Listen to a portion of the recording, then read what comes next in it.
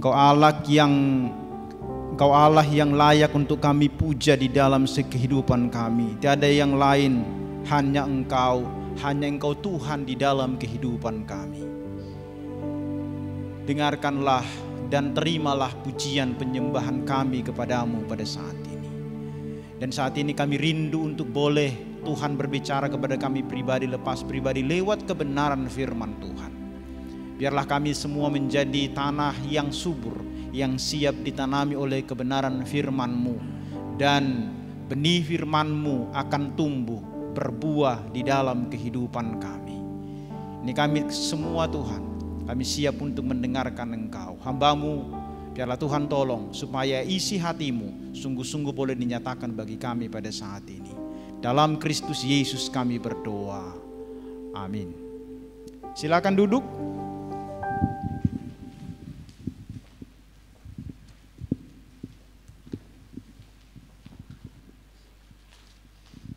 Shalom. Ada yang nggak menjawab? Shalom. Baik, puji Tuhan oleh karena anugerahnya kita hari ini boleh bersama-sama kembali beribadah dan mendengarkan firman Tuhan. Tema kita hari ini adalah melayani karena diselamatkan, bukan sebaliknya. Mari kita buka firman Tuhan dari kitab Efesus, ayat yang sudah sangat sering mungkin kita baca, kita dengarkan.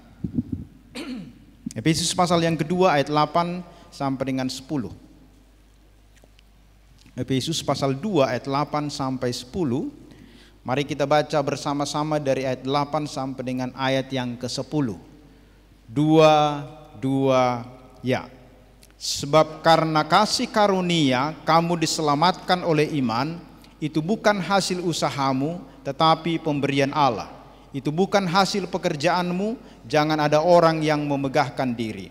Karena kita ini buatan Allah, diciptakan dalam Kristus Yesus untuk melakukan pekerjaan baik yang dipersiapkan Allah sebelumnya. Ia mau supaya kita hidup di dalamnya.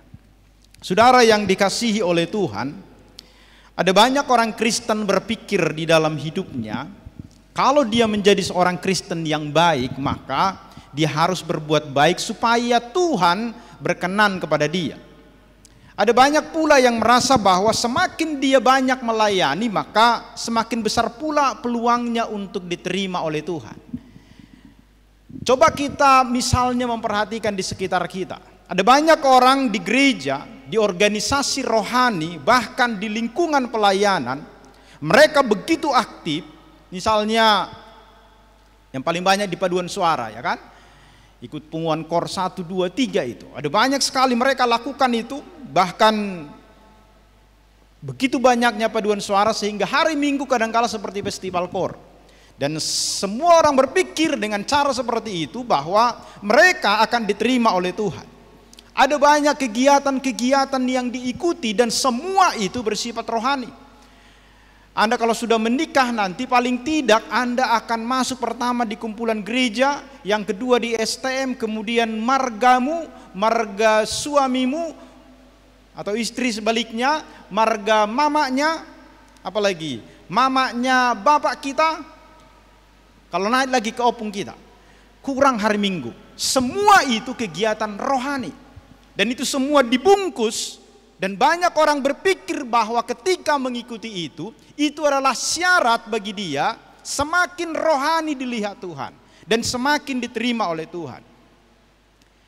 Dan ada banyak mereka yang melakukan itu tanpa mengerti mengapa sebenarnya mereka melakukan itu. Mereka tidak paham untuk apa itu semua. Saya sudah berkali-kali mengatakan kalau saya disuruh pilih, bagi saya tepatnya itu hanya ada satu sajalah, sudah gereja cukuplah itu. Itulah semua, ya kan?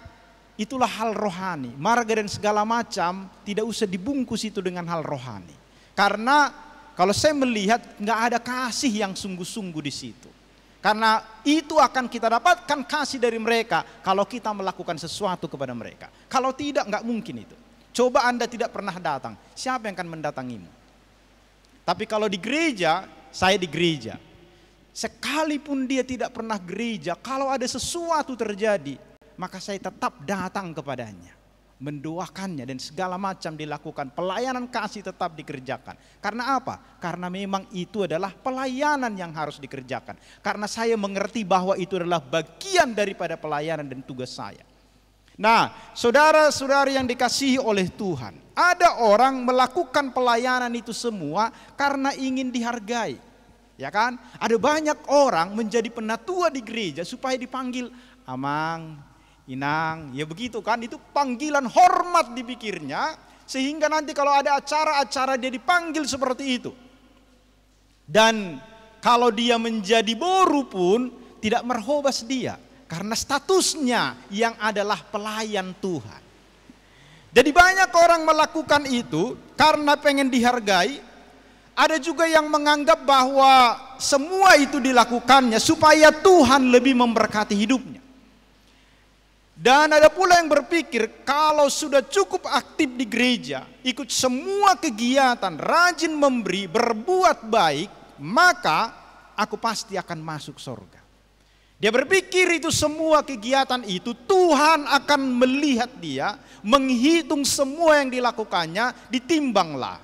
Karena begitu besar amal ibadahnya, maka layaklah ini masuk surga. Tapi kenyataannya Alkitab tidak pernah bicara seperti itu. Alkitab tidak memperhitungkan perbuatan-perbuatan yang kita lakukan. Saudara, firman Tuhan yang kita baca tadi, kita diselamatkan bukan karena kita melakukan sesuatu, bukan karena perbuatan, melainkan diselamatkan untuk melakukan perbuatan baik justru. Artinya keselamatan itu sudah terlebih dahulu dimiliki seseorang, barulah kemudian dia melakukan perbuatan-perbuatan. Keselamatan itu bukanlah hasil usaha manusia, tetapi karunia Allah yang kalau kita baca di dalam Efesus 2 ayat 8, 9 sampai dengan 10 itu diterima lewat iman. Ayat itu seperti cermin yang menolong kita sesungguhnya melihat dua hal dengan jelas. Pertama, kita sepenuhnya diselamatkan oleh anugerah Allah, bukan oleh usaha manusia. Dan kedua, kita dipanggil untuk melayani sebagai buah dari keselamatan. Ayat yang ke-10 itu. Jadi ayat 8 sampai dengan 9 dengan tegas mengatakan kepada kita bahwa keselamatan itu sepenuhnya adalah anugerah, bukan usaha manusia. Dan ayat yang ke-10, kita dipanggil untuk melayani sebagai buah dari keselamatan. Jadi apa yang akan kita bahas hari ini adalah prinsip yang sangat-sangat penting bagi setiap kita ketika kita melayani. Melayani karena sudah terlebih dahulu kita dilayani oleh Tuhan, kita sudah terlebih diselamatkan oleh Tuhan, maka sekarang kita kemudian melakukan perbuatan, kita melayani. Karena itu kita akan melihat di dalam teks ini apa yang diberikan oleh pengurus kepada saya. Kita akan belajar bagaimana sih sebenarnya motivasi pelayanan yang benar. Kemudian bagaimana kita mengerjakan pelayanan bukan untuk mendapatkan pujian dari manusia, tetapi menjadikan pelayanan sebagai ucapan syukur. Mari kita perhatikan yang pertama. Diselamatkan oleh kasih karunia bukan oleh usaha manusia, ayat 8 sampai dengan 9 itu. Paulus mengatakan karena kasih karunia kamu diselamatkan. Artinya sekali lagi, pelayanan itu bukan jalan untuk mendapatkan keselamatan, tetapi respon otomatis dari setiap orang yang sudah diselamatkan. Respon kasih dari hati yang telah diselamatkan. Jadi orang yang sudah diselamatkan, dia akan merespon. Responnya apa? Dia akan melayani. Karena kasih karunia dalam bahasa Yunani kata charity yang dipakai di situ menunjukkan bahwa keselamatan itu adalah inisiatif dari Allah sepenuhnya. Jadi bukan usaha manusia. Jadi kata karis, anugerah, pemberian, silehon-lehon itu diberikan oleh Tuhan kepada manusia bukan karena kita melakukan sesuatu. Jadi diberikan kepada kita. Kata diselamatkan di sana itu artinya kamu telah diselamatkan dan hasilnya tetap berlangsung sampai sekarang. Jadi keselamatan yang dikerjakan oleh Tuhan itu terus berlangsung sampai dengan hari ini. Artinya keselamatan adalah peristiwa yang sudah lengkap, tidak perlu ditambahkan apapun ke dalamnya. Karena ketika Kristus menyelamatkan kita, itu cukup. Tidak perlu kita melakukan apapun supaya kemudian keselamatan itu penuh kita miliki. Tidak ada yang perlu kita tambahkan kepada salib Kristus itu.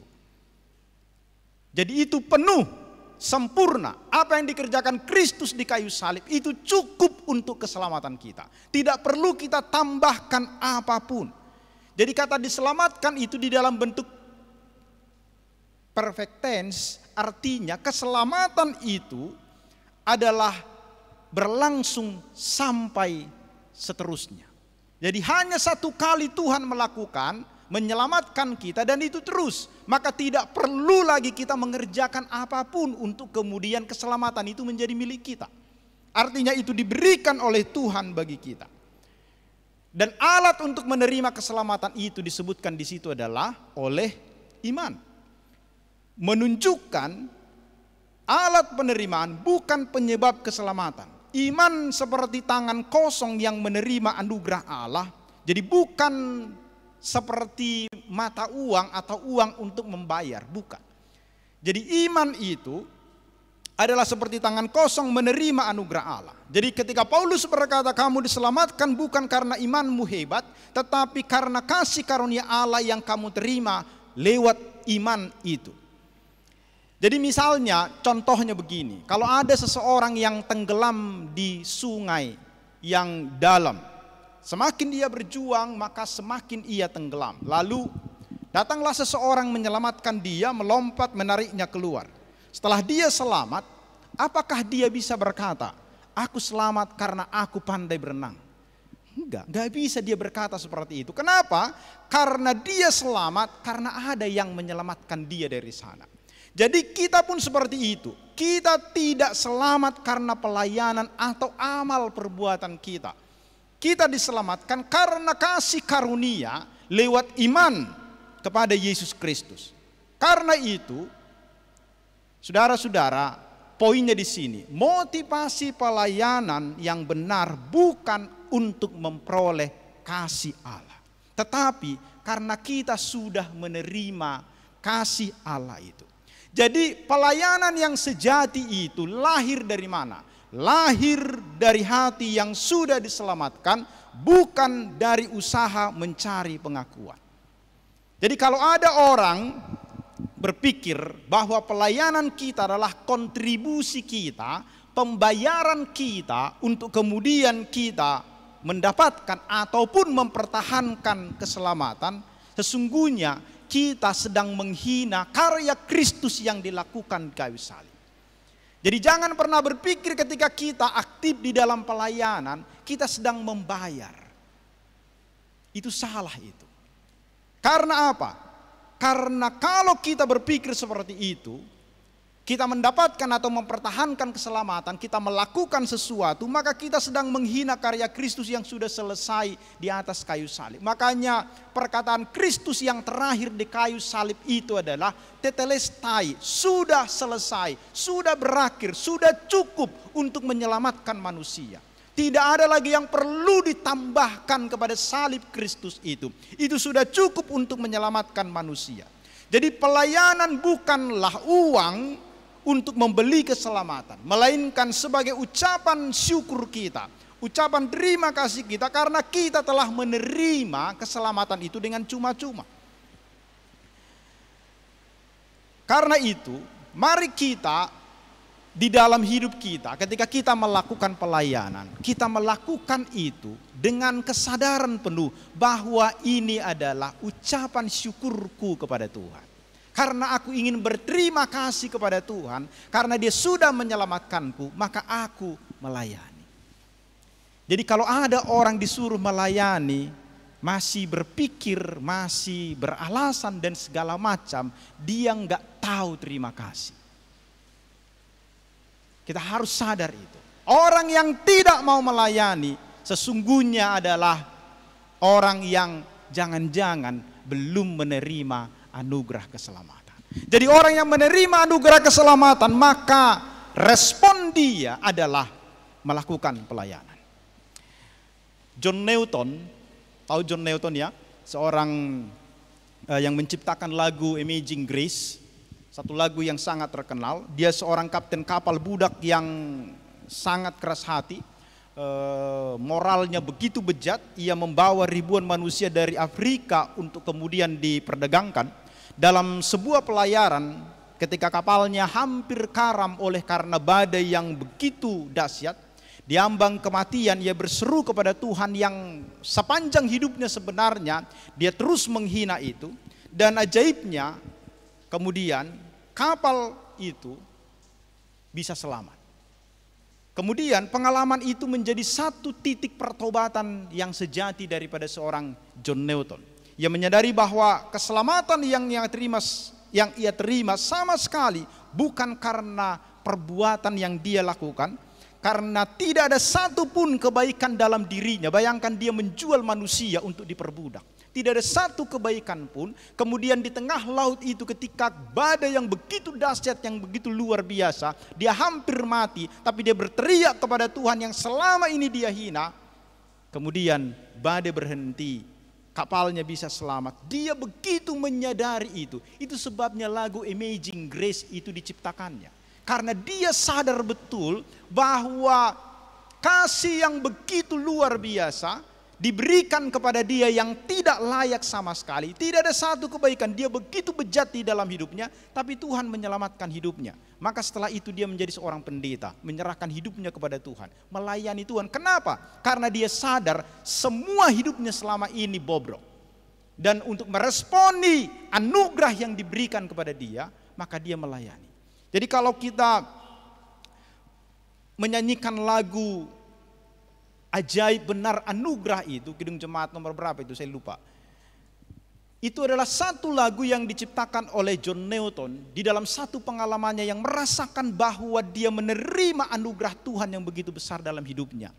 Dan kemudian dia meresponi itu dengan memberikan pelayanannya kepada Tuhan. Hidupnya akhirnya berubah total. Ia meninggalkan profesi lamanya dan akhirnya menjadi seorang pendeta yang berkhotbah tentang kasih Yesus. Karena dia sadar itu adalah respon yang harus dilakukannya untuk melayani. Itu poin yang pertama bagi kita. Yang kedua, saudara-saudara, pelayanan itu bukan untuk mendapatkan pujian atau upah.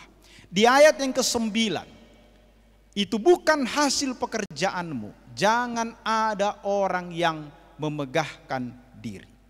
Seringkali kita melihat orang melayani karena ingin dilihat oleh orang lain. Tadi saya sudah menyinggung itu. Ada yang kecewa ketika tidak dipuji, ya kan? Maka ketika orang melayani, kadang-kala di gereja lah kan, ketika orang selesai kor, biasanya kadang ditanya kan, gimana? Mantap enggak tadi kor kami? Dia pengen dipuji. Atau pas Natal, kita tampil di depan, sibuk cari, mulai sekarang kan sudah sibuk cari orang, apa dicari orang sekarang? Dress code ya kan? Baju apa?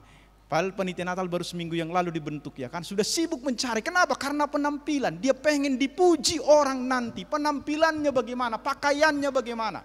Kita sibuk mencari, menampilkan yang terbaik. Supaya apa? Supaya dilihat oleh orang bahwa kita merayakan Natal dan semua orang akan memuji kita. Di salah satu universitas di Medan, setiap prodi itu, setiap tahun, setahu saya mereka berbondong-bondong, apa nama istilah yang tepatnya, bersaing untuk kemudian menunjukkan Natal siapa yang paling hebat. Mulai dari dekorasinya, mulai dari kertas acaranya yang saya pun sangat sayang sekali untuk membuang itu kalau sudah selesai ibadah, karena harganya itu kayaknya 10.000 satu itu. Bungkus rotinya pun begitu luar biasa megahnya, padahal isinya cuma satu. Roti dipotong di dalam satu aqua, tetapi kertas yang membungkusnya ada temanya di situ lengkap. Apa namanya? Subtemanya ada di situ, berwarna-warni begitu megahnya. Kadang-kala saya berpikir, untuk apa semua itu dilakukan? Nanti kalau kita tanya, berapa dananya? 100 juta habis satu malam. Itu yang dilakukan. Kenapa? Karena orang berpikir melakukan itu supaya dilihat oleh orang lain. Maka banyak orang kecewa ketika tidak mendapatkan pujian. Ada yang marah ketika namanya tidak disebutkan. Karena mereka berpikir mereka melakukan itu semua adalah karena ingin mendapatkan sorotan. Tetapi saya mau katakan kepada kita, pelayanan yang sejati tidak mencari sorotan. Kita melakukan adalah karena Tuhan melihat hati kita. Apakah kita benar-benar dengan motivasi yang benar? Jadi Paulus mengatakan bukan hasil pekerjaanmu. Jadi keselamatan itu bukan hasil pekerjaan. Jadi kalau kita perhatikan, Paulus sedang menolak semua sistem keselamatan yang berbasis perbuatan. Karena menurut ajaran Yahudi, legalisme itu, moralitas atau kebajikan sosial itu yang menyelamatkan. Tetapi Paulus menolak semua sistem itu. Kenapa? Karena jika keselamatan bisa dicapai lewat perbuatan, maka manusia akan bermegah. Manusia akan berbangga diri.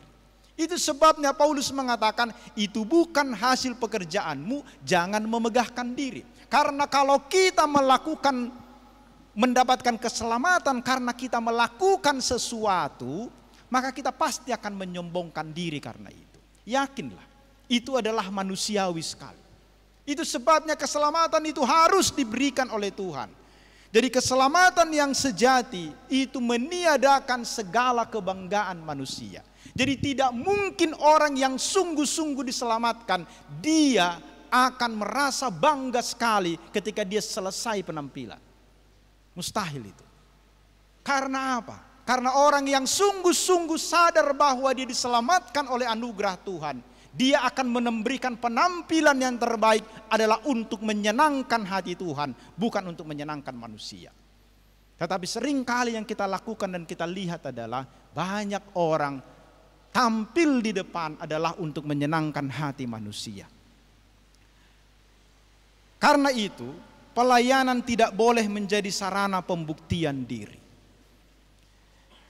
Kita tidak melayani untuk membayar keselamatan atau mempertahankan keselamatan itu. Kita melayani karena sudah dikasihi Tuhan, karena sudah diampuni oleh Tuhan. Pelayanan yang benar tidak membutuhkan panggung yang besar. Sehingga ada orang tidak jadi melakukan pelayanan misalnya karena dia tidak berkhotbah di stadion. Suatu ketika di kota Medan itu pernah terjadi. Stadion Teladan tidak bisa dipakai, maka pindah ke gedung. Anda tahu, hamba Tuhannya membatalkannya. Karena dia mau tampil di Stadion Teladan. Saya tidak usah sebutkan siapa namanya. Dia hamba Tuhan terkenal, dia membatalkan itu. Itu banyak terjadi. Kenapa? Karena mau mencari pujian, karena dia membutuhkan panggung yang besar. Padahal pelayanan bisa kita lakukan di tempat kecil, dalam doa yang tidak terdengar, dalam sapaan lembut kepada sesama kita, dalam kesetiaan melakukan hal sederhana bagi Tuhan. Ya kan, melayani, siapa yang mau melayani orang-orang yang di pinggiran itu? Yang melakukan penginjilan misalnya, melakukan ibadah di kolong-kolong jembatan. Ada banyak orang yang melakukan itu, hampir tidak ada. Orang berlomba-lomba ke tempat yang besar, di hotel, di restoran, di mana-mana. Kenapa? Karena mereka memikirkan pelayanan itu adalah satu panggung yang harus dipertontonkan. Jadi seorang penulis rohani berkata, ketika manusia tidak melihatmu, justru Tuhan sedang memperhatikanmu. Ketika manusia menutup mata terhadapmu, tapi ingatlah, Tuhan sedang memperhatikan kita. Maka itu kebanggaan yang harus kita pikirkan di dalam kehidupan kita. Martin Luther, tokoh reformasi, pernah hidup dalam ketakutan dan berusaha keras lewat doa, puasa, amal, supaya dia diterima oleh Tuhan. Tetapi kemudian setelah dia membaca Efesus 2 ayat 8, 9 dan Roma pasal 1 ayat 17, ia berkata, aku seolah-olah dilahirkan kembali dan masuk ke dalam sorga lewat pintu yang terbuka. Sejak saat itu, barulah dia mengerti, pelayanan bukan jalan menuju kasih karunia, tetapi buah dari kasih karunia. Dia benar-benar menyadari itu. Dia sadar betul bahwa pelayanan itu adalah buah dari kasih karunia itu sendiri. Saudara yang terkasih dalam nama Tuhan Yesus Kristus. Itu sebabnya kalau kita diberikan kesempatan untuk melayani, jangan menjadikan pelayanan itu sebagai panggung kebanggaan rohani. Jangan pernah menjadikan itu sebagai panggung kebanggaan rohani. Di antara Anda yang duduk di sini yang belum pernah di sini, suatu saat Anda bisa di sini. Yakinlah, kalau Anda ikut kelompok kecil, maka suatu saat Anda akan menggantikan Kak Humala, menggantikan saya, menggantikan abang ini untuk bermain musik di tempat ini. Saya kan sudah generasi yang lewat saya kalau di pemuda kan. Saya 20 tahun yang lalu melayani di sini sebagai MC dan singers. 20 tahun yang lalu. Dari tahun 2000, 25 tahun yang lalu, dari tahun 2000 saya sudah di sini ya. Sudah cukup lama ya, seusia mungkin Anda belum lahir ya, sebagian di sini ya. Saya sudah melayani di sini. Saya sudah lewat. Dan Anda punya giliran nanti untuk kemudian melayani di sini. Tetapi jangan jadikan ini sebagai panggung kebanggaan rohani. Kita kadangkala ingin dikenal, dipoto, diapresiasi atau diberi posisi. Tetapi ketika pujian berhenti, semangat kita menjadi padam. Memang sebagai manusia kita membutuhkan yang namanya pujian. Tetapi sadarilah, pujian yang terbaik itu harus datang dari Tuhan, bukan dari manusia. Karena manusia kadangkala hanya ingin menyenangkan hati kita. Bagus ya kan?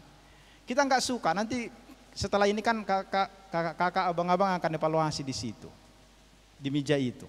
Dan dievaluasi, kita akan dievaluasi di situ. Kadangkala kita akan senang ketika kemudian bagus sekali tadi. Cobalah, apapun kerjaanmu tadi, nggak ada semangatmu, pastilah kecewa ya kan. Tetapi ketika kita sudah melakukan yang terbaik, Tuhan bangga dengan itu. Dari tadi Kak Humala itu sudah berusaha keras untuk membuat kita bersuka cita. Tapi yang terjadi dengan kita tadi, Anda sendiri bisa merasakan itu. Apakah kita bersuka cita tadi?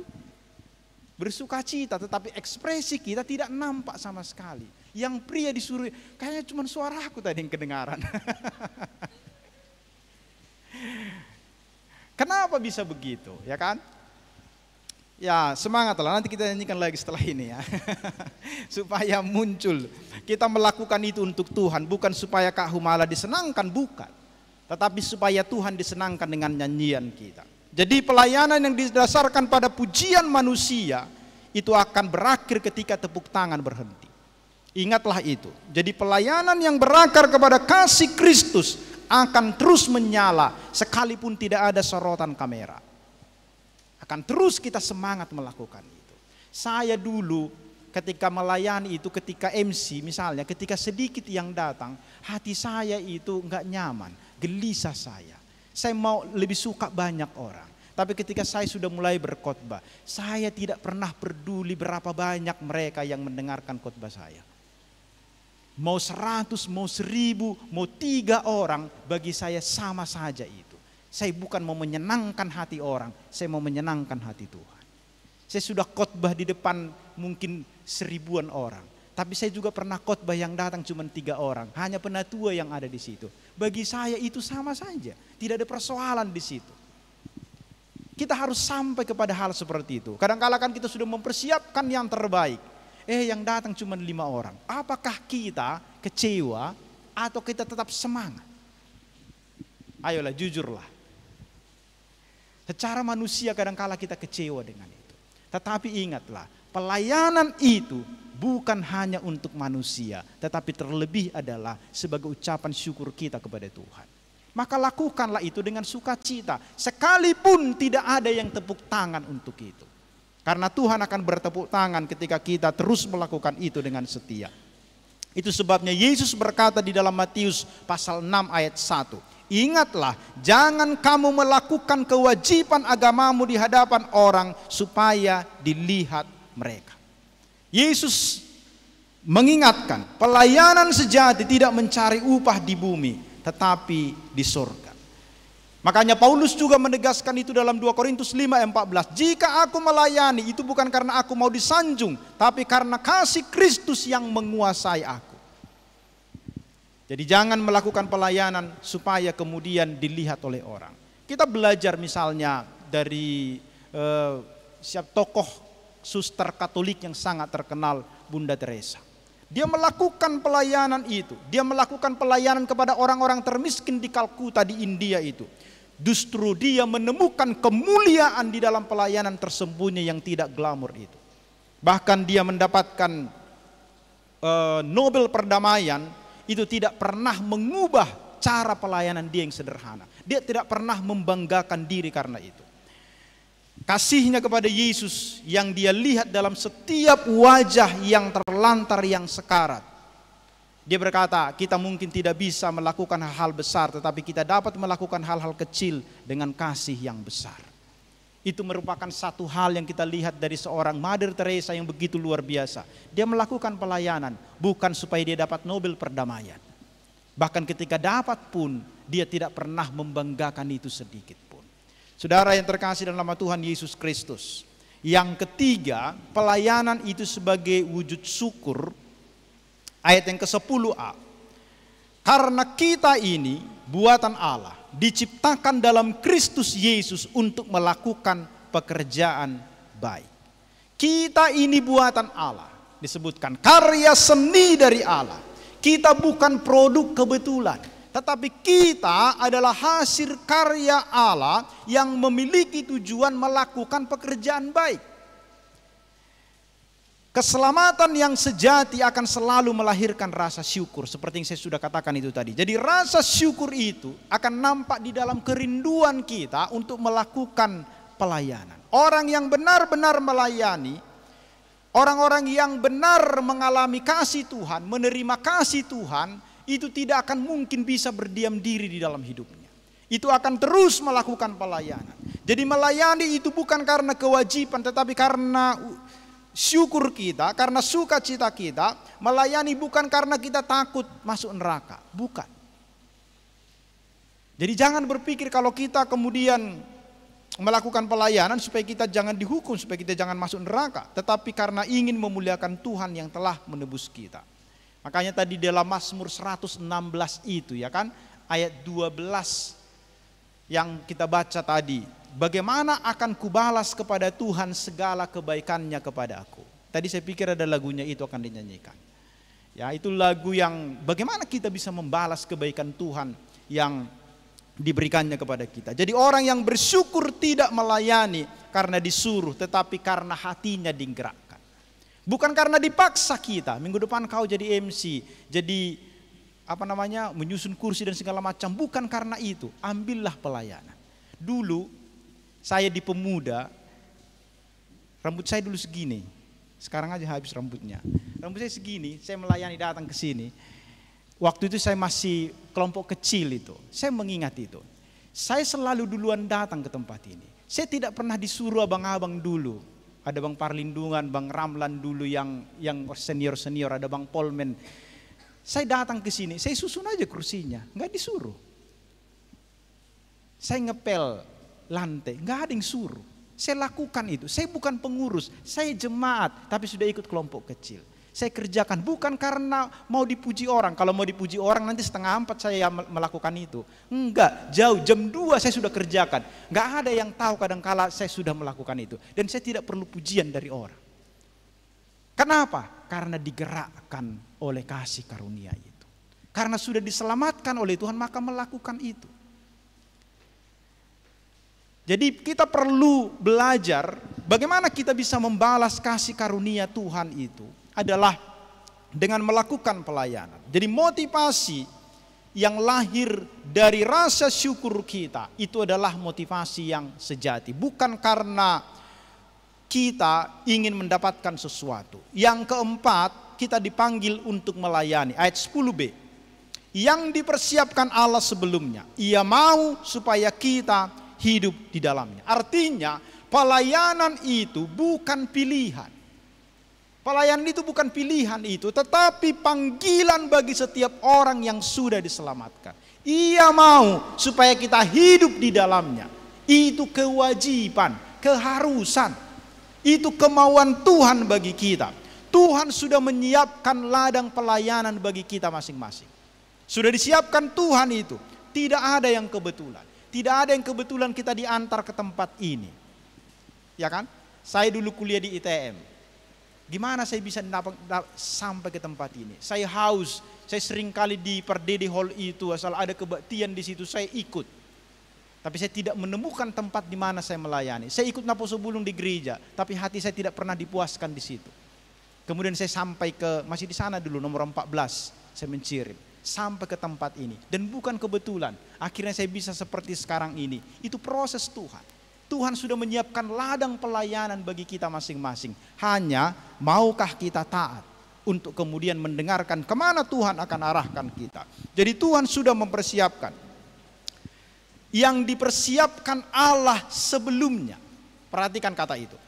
Menunjukkan bahwa pelayanan itu bukan ide manusia, tetapi masuk di dalam rencana ilahi yang sudah disiapkan bahkan sebelum kita lahir. Artinya setiap orang percaya memiliki pelayanan atau panggilan pelayanan yang unik yang sudah disediakan Allah agar ia jalani. Mahasiswa saya ada yang pergi pelayanan ke Aceh, ada yang ke Kubu, Jambi. Ada yang kemudian ditangkap polisi, dirame-ramekan massa di Aceh. Saya tidak pernah bisa memilih untuk seperti mereka. Bahkan saya bayar pun itu tidak bisa. Dia orang tertentu, seorang mahasiswa saya, perempuan, itu pernah masuk berita itu, tetapi tidak seviral sekarang memang, karena media sosial pada waktu itu belum seperti sekarang. Dia karena memberitakan Injil kepada satu orang perempuan di sana, dia dilaporkan kepada masyarakat setempat, dia ditangkap, dia dimasukkan ke dalam penjara, dia dipukuli, wajahnya sampai tidak bisa dikenali. Tetapi dia tidak pernah kecewa kepada Tuhan. Dia mengatakan, bahkan bersaksi di hadapan kami dosen-dosennya, bahwa dia sungguh bersyukur dia mengalami itu. Saya pribadi sebagai dosennya tidak pernah mengalami hal seperti itu. Walaupun saya pengen, belum tentu bisa seperti itu. Kenapa? Karena setiap orang dipersiapkan Tuhan untuk pelayanan yang unik. Masing-masing panggilan kita berbeda. Tidak semua kita harus jadi pengkhotbah. Ya kan? Tidak semua. Saya disuruh bermain musik sampai kapanpun gak bakalan bisa. Saya hanya tahu kunci G kalau gitar. Di luar itu gak bisa saya nyanyi. Tapi saya bisa berkhotbah. Saya bisa mengajar. Yang mungkin orang lain, para pemain musik mungkin tidak bisa melakukan itu. Kita semua punya panggilan yang unik masing-masing. Ya kan? Ada orang pelayanannya ini, menata ruangan ini. Saya di gereja sudah berpikir keras untuk membuat itu. Gak bisa-bisa. Karena memang itu bukan bagian saya. Ada orang yang khusus seperti itu. Saya di rumah kalau bersihkan rumah, nyapu, nyusun semua, gak pernah rapi. Tapi kalau istri saya pegang, kok bisa rapi ya? Padahal sama dilakukan. Karena itu karunia masing-masing itu.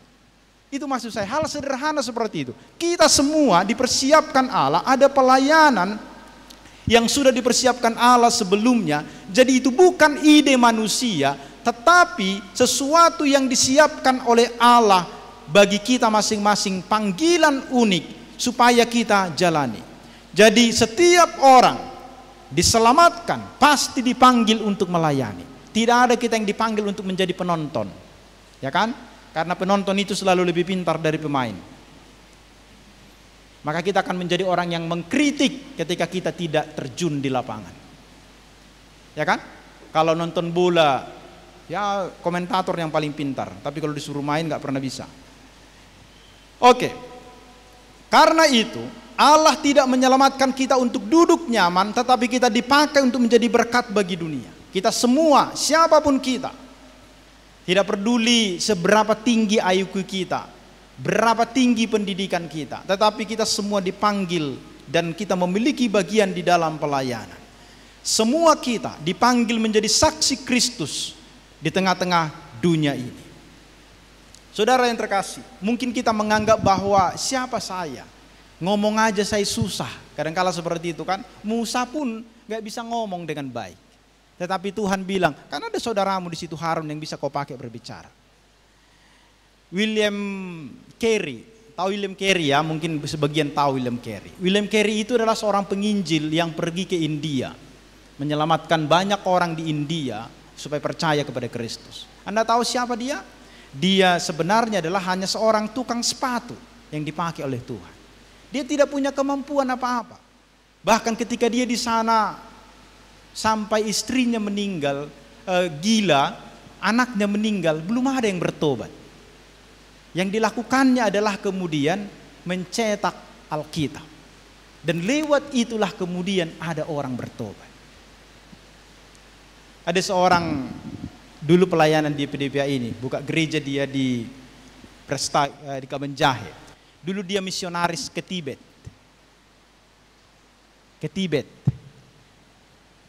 Sampai mungkin ada 15 tahun dia di sana. Nggak ada satu pun yang bertobat yang dilayaninya. Tetapi salah satu kebanggaan dia adalah dia menerjemahkan Alkitab ke dalam bahasa Tibet.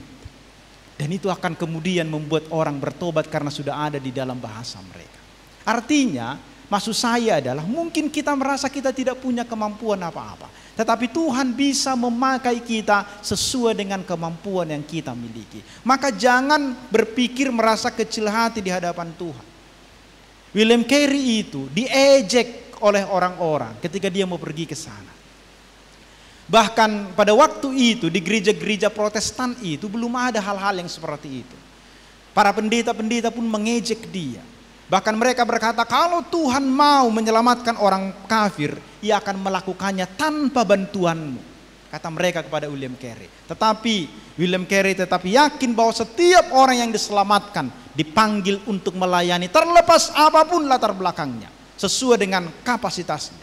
Ia belajar bahasa sendiri, menabung, menulis buku misi dan akhirnya pergi ke India. Dan dia dikenal hari ini sebagai Bapak Misi Modern. Dia mengubah wajah India yang awalnya hanya tukang sepatu, tapi akhirnya dia dipakai Tuhan dengan luar biasa. Artinya dia mau mengatakan adalah tidak ada orang percaya terlalu kecil untuk dipakai oleh Tuhan. Siapapun kita bisa dipakai oleh Tuhan. Pertanyaannya adalah apakah kita sudah berada di dalam panggilannya? Apakah kita sudah melayani? Itulah yang penting untuk kita renungkan sekarang. Keselamatan yang kita terima adalah panggilan untuk melayani. Jadi tidak ada di antara kita yang dipanggil Tuhan, diselamatkan oleh Tuhan, hanya duduk sebagai pendengar, menonton. Kita semua wajib terlibat di dalam pelayanan. Dan pelayanan itu adalah buah, bukanlah akar keselamatan. Kalau kita melihat secara keseluruhan, logika dari Efesus 2 ayat 8 sampai dengan 10 sesungguhnya membawa kita kepada satu kesimpulan tentang motivasi. Jika ayat 8 sampai 9 itu adalah akar, itu anugerah, maka ayat 10 adalah buah atau pelayanan itu sendiri. Urutannya tidak boleh terbalik. Motivasi pelayanan yang sejati itu lahir dari rasa syukur, kekaguman atas karunia Tuhan yang sudah menyelamatkan kita. Barulah kemudian kita melayani. Dan Rasul Paulus adalah salah satu contoh yang sempurna. Setelah dia bertemu dengan Yesus di jalan di Damsyik, hidupnya berubah 180 derajat. Apa yang kemudian membuat dia melayani? Bukan untuk mendapatkan keselamatan, tetapi karena ia sudah dijamah oleh kasih karunia. Ia berkata, kasih Kristus yang menguasai kami. Kata menguasai itu berarti didesak dia, dipaksa dia untuk kemudian terus melayani.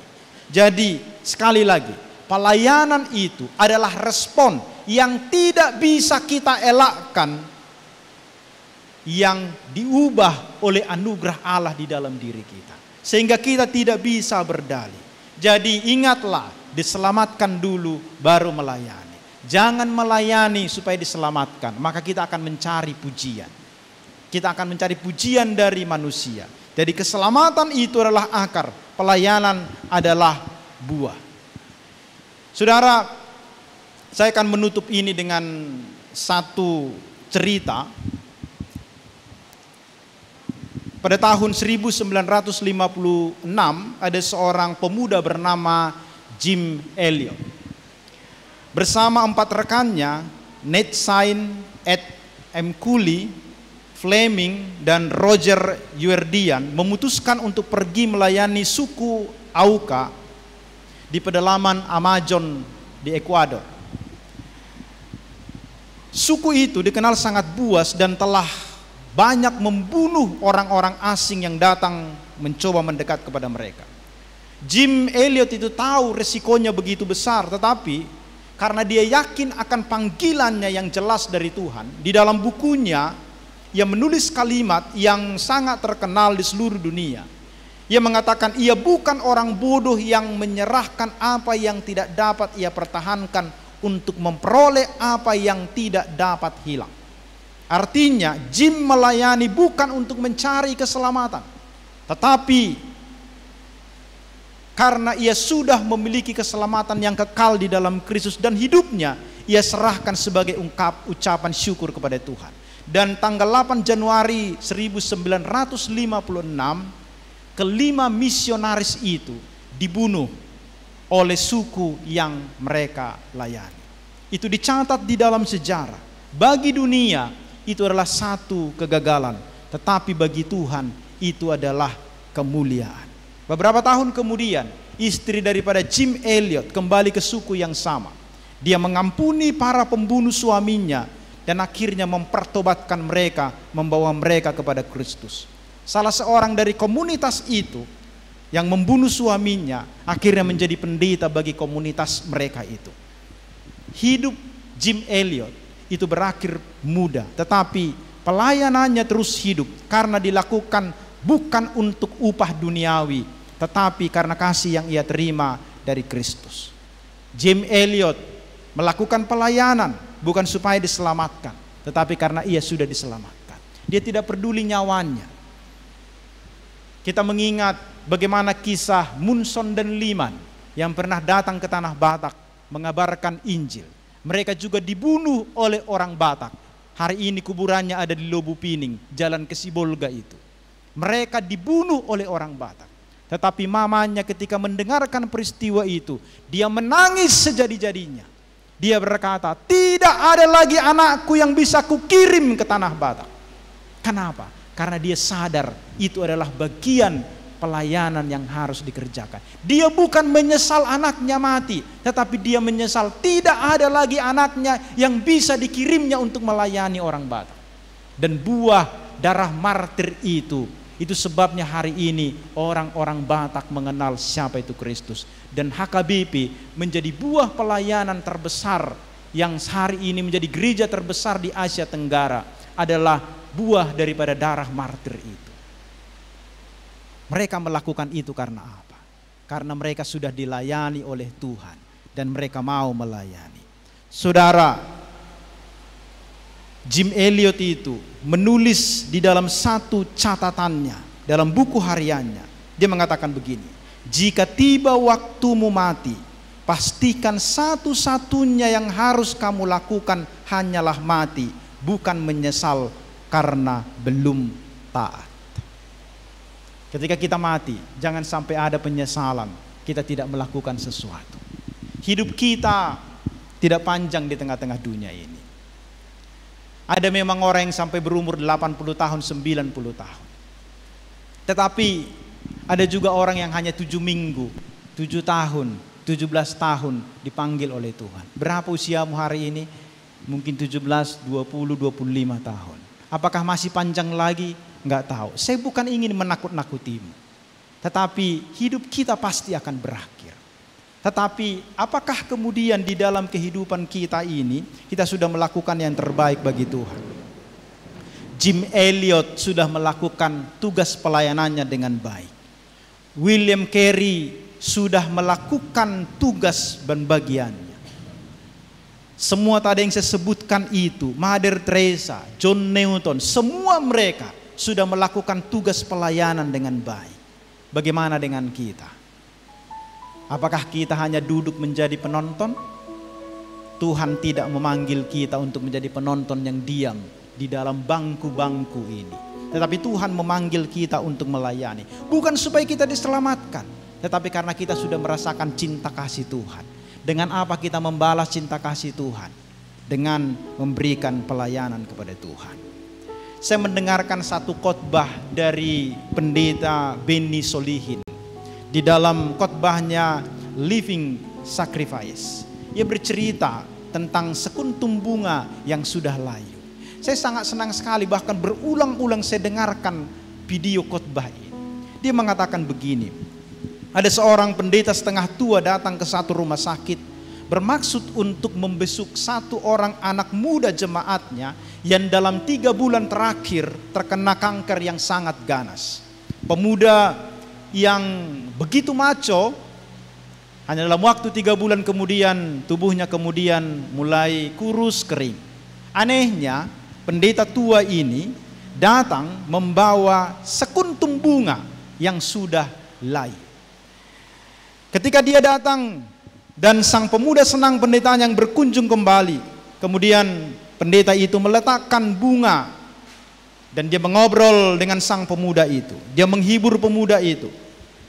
Berkali-kali pemuda itu berkata kepada pendetanya, "Pak Pendeta, kalau Tuhan menyembuhkan saya akan melayani Tuhan. Kalau Tuhan memberikan saya umur yang panjang, saya akan mempersembahkan tubuh saya untuk Tuhan." Sang pendeta kemudian tertawa dan dia berkata, "Saya akan mendoakan." Setelah ngobrol sana sini, kemudian pendeta itu pamit pulang. Tetapi kemudian si anak muda ini memanggil, "Bolehkah saya bertanya kepada Bapak Pendeta?" Pendeta itu berkata, "Apa yang mau kau tanyakan kepadaku?" "Pak Pendeta, ketika Bapak datang tadi, kenapa Bapak datang membawa sekuntum bunga yang sudah layu?" Kemudian pendeta ini menatap pemuda itu dan berkata, "Bolehkah aku berterus terang kepadamu, hai anak muda?" Kemudian pemuda ini berkata, "Silakan Pak Pendeta, terus teranglah kepada saya." Kemudian pendeta ini berkata, "Nak, ingatkah engkau beberapa tahun yang lalu waktu istri saya mendekati kamu dan berkata, anak-anak remaja membutuhkan pembimbing. Tetapi engkau beralasan, 'Waduh Bu Pendeta, saya masih sibuk kuliah.' Setelah kamu masuk masa skripsi, ingat engkau teman-temanmu pemuda berkata, 'Jadilah ketua komisi pemuda.' Tetapi engkau berkata, 'Saya masih skripsi.' Dan itu yang kau katakan, betul?" Pemuda itu berkata, "Betul, itu yang saya katakan." "Ingatkah engkau setengah tahun yang lalu ketika aku datang kepadamu, pimpinlah KOR di gereja kita, karena engkau punya kemampuan akan hal itu. Tetapi engkau berkata, engkau sedang bekerja dan engkau menolak itu. Engkau menolak berkali-kali tawaran pelayanan. Tetapi setelah engkau terkena kanker hari ini, beberapa kali aku datang membesuk, berkali-kali engkau berkata, 'Pak Pendeta, tolong doakan saya. Kalau Tuhan sembuhkan saya ingin mempersembahkan hidup saya kepada Tuhan.' Pendeta ini berkata, 'Hai anak muda, dengarkanlah aku. Apakah kau pikir Tuhan hanya layak menerima sekuntum bunga yang sudah layu? Tuhan tidak menginginkanmu lagi.' Kadangkala di dalam kehidupan kita sebagai orang Kristen, mungkin saya, kamu, keluarga, anak cucu kita nanti mungkin sama seperti pemuda itu. Kita sering berjanji, jika Tuhan menyembuhkan saya, jika Tuhan melakukan sesuatu kepada saya, maka saya akan begini, saya mau jadi pelayan. Tetapi ketika kita sehat, kita tidak melakukannya. Saudara, Tuhan tidak membutuhkan sekuntum bunga yang telah layu. Tuhan tidak membutuhkan tubuh sisa. Sekarang ketika kita masih sehat, mari persembahkan hidup kita untuk Tuhan. Mari berikan masa mudamu untuk melayani Tuhan. Khotbah hari ini bukan sekedar untuk kita dengarkan, tetapi untuk kemudian kita merasakan cinta kasih Tuhan yang luar biasa yang sudah dilakukannya di kayu salib, darahnya tercurah untuk kita. Supaya apa? Supaya kita yang sudah merasakan itu, kita juga memberikan hidup kita untuk Tuhan. Jangan setelah tubuh kita layu, baru kemudian kita memberi hidup kita kepada Tuhan. Tuhan akan berkata, saya tidak membutuhkanmu lagi. Hari ini, ketika kita masih bisa memberikan hidup kita kepada Tuhan, berikanlah hidup kita. Tuhan bukan pengemis, Tuhan bukan pengamen yang membutuhkan kita ketika kita tidak ada lagi yang bisa kita berikan kepada Dia. Tetapi sekarang, ketika kita masih kuat, berikanlah hidupmu bagi Tuhan. Jangan tunggu sampai injury time. Mungkin sudah masuk kategori sekuntum bunga yang sudah layu. Saudara yang terkasih dalam nama Tuhan Yesus Kristus, mari kita mempersembahkan hidup kita kepada Tuhan, memberikan pelayanan yang terbaik. Hidup ini adalah kesempatan. Hidup kita adalah untuk melayani Tuhan. Saya mengundang kita semua bangkit berdiri. Mari kita merenungkan di hadapan Tuhan. Boleh singers ke depan, kita menyanyikan satu pujian bagi Tuhan. Hidup ini adalah kesempatan. Hidup ini adalah untuk melayani Tuhan. Dengan sikap berdoa di hadapan Tuhan, renungkanlah apa yang bisa kita berikan dalam masa muda kita ini untuk melayani Tuhan. Hidup ini adalah kesempatan.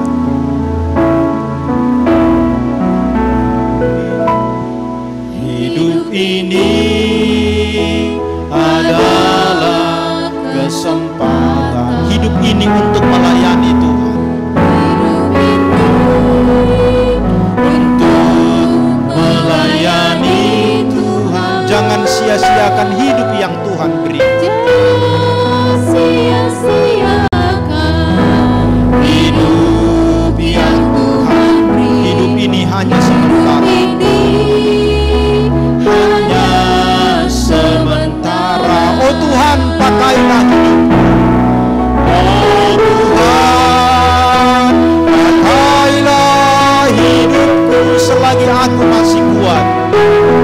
Selagi aku masih kuat. Bila saatnya nanti, bila saatnya nanti ku tak berdaya lagi. Berdayalah, hidup ini sudah jadi berkat.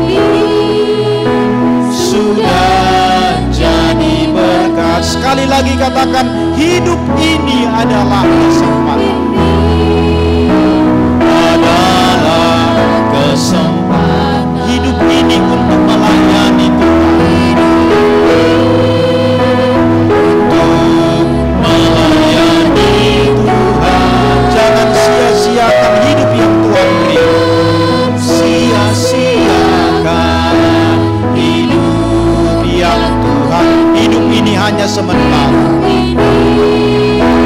Hanya sementara. Katakan, oh Tuhan, pakailah hidupku.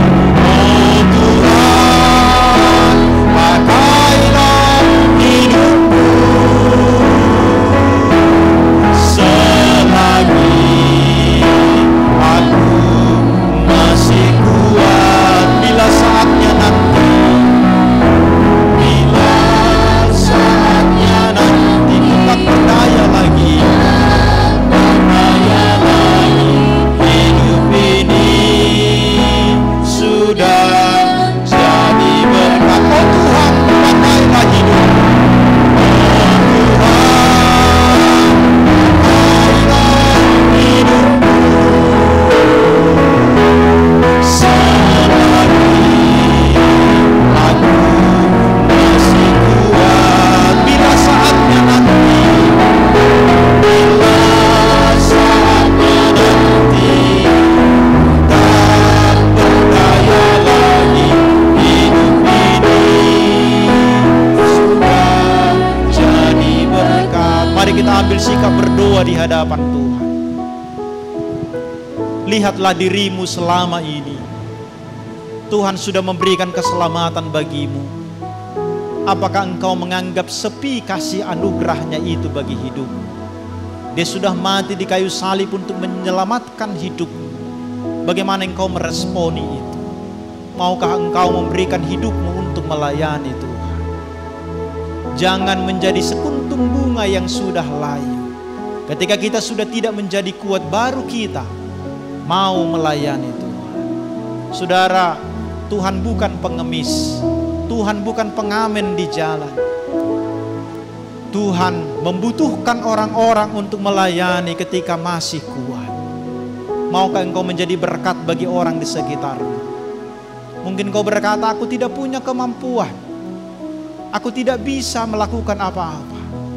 William Carey adalah seorang tukang jahit sepatu, tetapi Tuhan bisa memakainya luar biasa, karena dia tahu bahwa itu panggilan Tuhan bagi hidupnya. Kita semua orang-orang percaya dipanggil Tuhan untuk melayani. Hanya saja seringkali kita beralasan di hadapan Tuhan. Dan Tuhan menginginkan kita berkata, ini aku Tuhan, aku siap melayani. Oleh karena itu, berdoalah di hadapan Tuhan. Katakan kepada Tuhan, Tuhan, tunjukkanlah kepadaku pelayanan apa yang harus kukerjakan, di mana aku harus melayani. Aku mau masa mudaku persembahkan untuk Tuhan, menyenangkan Tuhan, memuliakan Tuhan. Berdoalah di hadapannya dan minta kekuatan dari Dia, minta hikmat dari Tuhan. Jikalau engkau belum mengerti keselamatan, datanglah kepada Tuhan saat ini. Buka hatimu supaya Yesus menerangi hati dan pikiranmu, supaya Dia berkuasa atas hidupmu.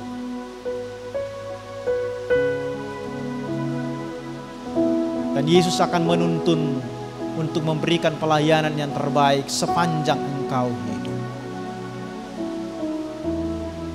Bapa di dalam surga, terima kasih untuk anugerah lewat Yesus Kristus bagi kami. Dan kami mau meresponi anugerah itu dengan kami melayani Tuhan dimanapun Tuhan inginkan kami. Tuhan memanggil kami bukan menjadi orang yang hanya duduk saja di bangku untuk mendengarkan, menonton orang lain. Tetapi kami dipanggil Tuhan untuk menjadi pelayan-pelayan Tuhan. Oleh karena itu, ini kami Tuhan.